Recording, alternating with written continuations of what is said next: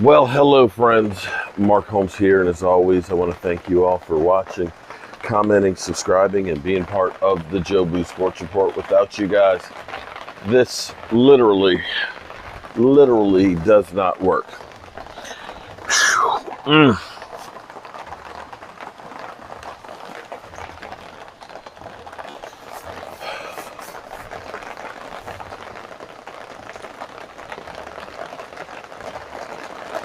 Roscoe just hit the camera.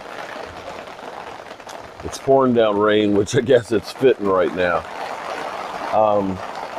Dak is in the hospital right now, probably under anesthesia, getting surgery on his compound fractured ankle. And when we say compound fracture, that means that it's multiple breaks as well as a dislocation. And it means that the bones broke the skin, which is not good because when it breaks the skin, then you have the risk, of course, of infection. You know, you think about breaking it on the football field, all the germs and everything else in there. And that was part of the reason why Alex Smith's injury was so bad, was he got that spiral fracture and then he got an infection in there, which is why he ended up having multiple surgeries. You know, I always say that every player is one play away from, you know, a season-ending injury, which is the truth. You know, you never know when your last play is going to be. And so you have to understand that and go with the understanding when you play football that every play could be your last. The outpouring for Dak Prescott, it's incredible. In fact, you see Jason Garrett, and I'm paraphrasing here, but Jason Garrett said, seeing that injury or seeing that happen to Dak Prescott makes you sick. That Dak Prescott is an inspiration to a lot of people, including himself. And I think that's the way most people look at this and think about Dak Prescott. You could see when Zeke Elliott got in the end zone, he holds up 4 for his quarterback. You could see the team, the devastation on the face and the look of disbelief on all the players' faces. In fact, you can even look up at Charlotte Jones and Stephen Jones and all of them. You would have thought that this was a family member that something tragic happened to. So from that standpoint, it makes me feel good to see that outpouring from him. Now, a lot of people will say that I care more about the Cowboys than I do. I care more about Dak Prescott than the Cowboys, because you're always pushing about having a long-term contract and him getting paid and stuff. You know, we're going to find out the price of what Dak Prescott's worth in here. And when you think that how hard it is to get a franchise quarterback, it's difficult. Now, I'm not saying that the Cowboys can't win games without Dak, and I'm going to go into that in a few minutes here. But see, you want to have some stability. And knowing that any play can be your last play, you want to be able to have basically a contract which is like your insurance policy. If you get hurt on your job, you get maimed and can't work anymore, you've got workman's comp or disability. You get paid because of your disability. That doesn't exist in the NFL. It's basically the money you make, and that's it.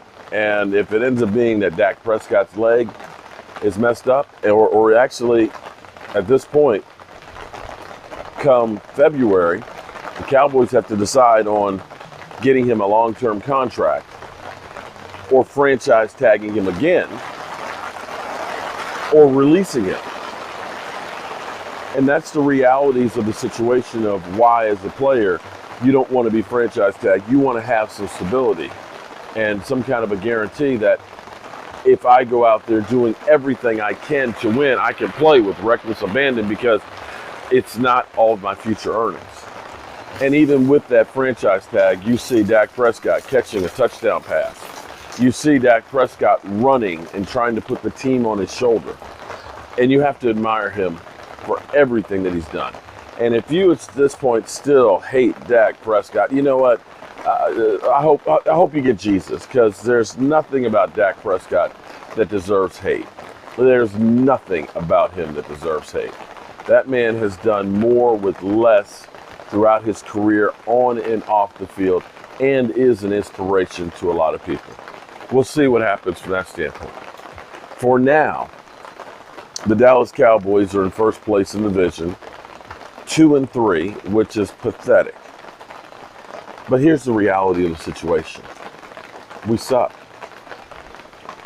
I'm sure somebody's going to take this like Philly 500, and they're going to put it on there and cut it and chop it and all that. And the reality is, we stink. We gave up 34 points to the New York Giants, a team that hadn't scored 20 points all season. Now, I will say that we had the turnover that led to 6 points right away. I'll say that Andy Dalton came in, had the fumble on the 20, which turned into another score. So that's 14 easy points that you can't really put completely on the defense. However, it was still the Giants, a team that is 0-5. We saw signs of life from the defense. I'm happy to say that Jalen Smith played one of the better games I've seen him in a long time. We saw DeMarcus Lawrence get a strip sack, which was great to see him. We saw some good things, but we also saw Danny Dimes able to escape the pocket and make some great throws on our cornerbacks. Our defense has a long ways to go.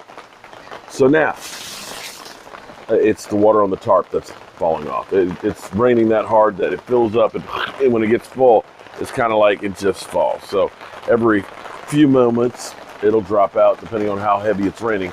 And it's pouring, but actually, I'm drier than usual. Usually I'd be sitting here with the small tarp and it would be, blowing on my back and stuff, but this actually worked pretty well. So anyway, how do the Dallas Cowboys win? Well, first of all, play all your games in the NFC East. That's the number one thing that you can do to try and get some victories. But on a serious note, this is, to me, kind of like the 2014 season. If you remember in 2014, and you're probably like, what are you talking about, 2014 season? That was a catch-no-catch game that we got robbed, where Dez Bryant had that catch, they said it wasn't, and we ended up losing to the Packers. Yeah, that season. But that season was pivotal because Tony Romo was coming back from injury. And what happened on that season, if you remember that 49er game, I think he threw 3 interceptions. You could see his strength was not there. It literally looked like he could not throw the ball 25 yards. And you looked at that and said, whoa, we don't have a quarterback. And so what the Cowboys did, they discovered running the football. They relied on DeMarco Murray because their quarterback could not do it with his arm to start the season. And they ran the football. And then they ran it some more. They ran it to the point where DeMarco Murray was the NFL leading rusher, rushing for over 1,800 yards, a Dallas Cowboys record. But what they discovered was a couple of things. One, it took some of the pressure off Tony Romo. You didn't get into as many positions where it was either win or lose, and it became a Tony O-no. I wasn't trying to throw shade on Tony, but the more you pass the football, the more times or more chances you will get an interception. 2, it ended up being balanced. Teams couldn't just tee off of Tony Romo knowing that we were just going to pass the ball 60% of the time. You had to cover the run as well as the pass, so it kept them honest, which made the offense more effective. 3, it slowed down the game. They had long, methodical drives, which kept your defense off the field, so when the defense did get on the field, they were rested. And see, here's the thing. We're scoring a lot of points with that. We're going down the field real quick with that offense. But it's going down so quick that if we get a score or we get a turnover or we punt, the defense is out there too long. So what the Cowboys need to do to help out the defense, which has still got a long ways to go, it's still putrid, is they need to slow down the game and limit the opportunities for the other team by running the football. If you do that, because Andy Dalton is not Dak Prescott. Andy Dalton is an older quarterback. Andy Dalton is a pocket passer. Pocket passers, if they know you're going to be in a spot, they will kill you. Well, If we can run the football more, we can do more play action, which will give Andy Dalton a little more time. It will keep teams honest. And like I said, it will help to protect our defense. This is the formula going forward for the Dallas Cowboys to get right. Now, here's the interesting thing. It's still a long season. It's funny because when you look at the forecast for the season, every year the same thing happens. The talking heads always look at the teams that made the playoffs last year. They automatically think that this year they're going to be even, that they're going to be good again. Well, here's the thing.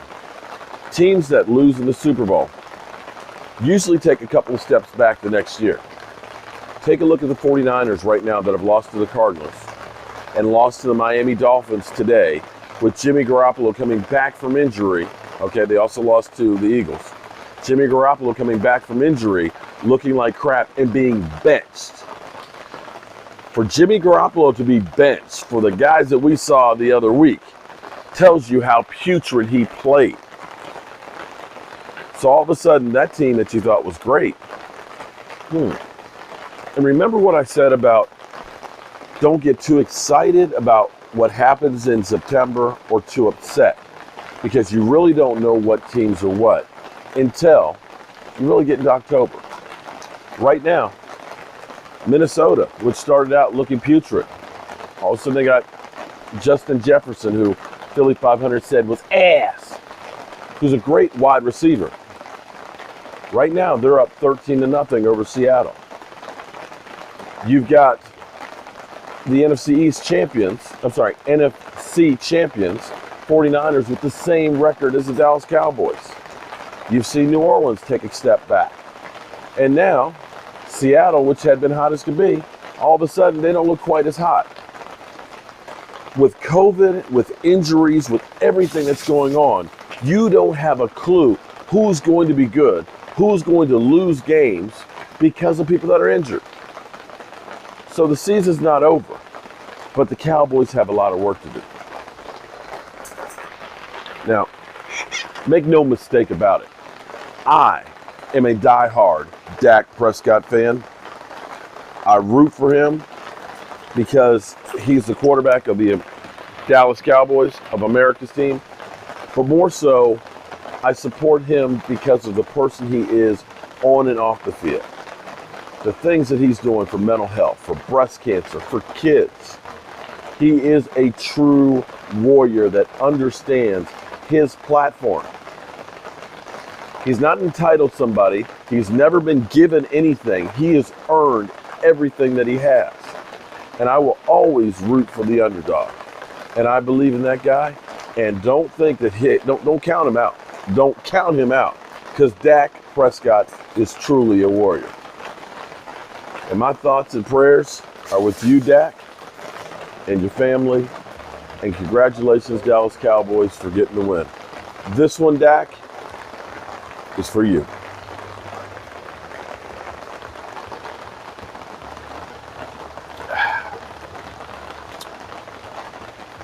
Yeah. What a rough night. All right, y'all. I appreciate everybody wishing me a happy birthday for yesterday. I appreciate all of the super chats for my birthday and for the channel and everything else. Without you guys, this literally does not work, and I cannot thank you guys enough. Don't worry. Better days ahead for the Dallas Cowboys and for all of us. I truly believe that. I'll see you guys in the morning.